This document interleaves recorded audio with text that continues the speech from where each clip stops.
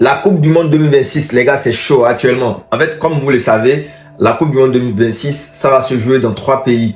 Les États-Unis, le Canada et le Mexique. Et actuellement, il se passe un truc de dingue au Mexique. Alors, selon les dernières informations, on dit que l'un des barons les plus dangereux au monde, un chef du cartel au Mexique, El Mancho ou El Mencho, je ne sais pas, dans tous les cas, Oncho, a été tué. Et là, ça a causé des émeutes actuellement au Mexique.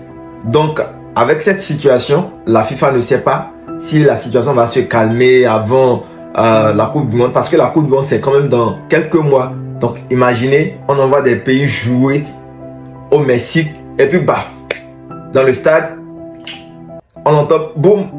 Donc, les gens sont partis comme ça. En tout cas, et puis il y a encore des éliminatoires à jouer parce que vous savez, il y a par exemple le Congo, tout ça là, des pays qui doivent encore jouer des éliminatoires pour gagner leur place pour la Coupe du Monde. Et il y a certains matchs qui doivent être organisés au Mexique et dans la ville de Guadalajara ou je sais pas. Ou, en tout cas, bref. Donc, si déjà de base ton pays doit jouer au Mexique et que tu as déjà acheté ton billet d'avion, enfin, c'est peut-être le temps d'aller reprendre ton argent.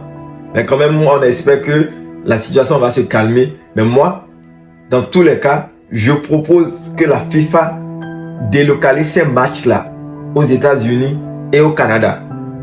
Parce que la situation peut se calmer et les gars vont attendre cette Coupe du Monde-là, les matchs, pour faire ravage. Franchement, aucune sécurité pour l'instant. On parle quand même du chef du cartel.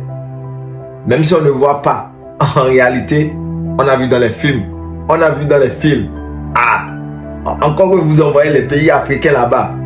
FIFA.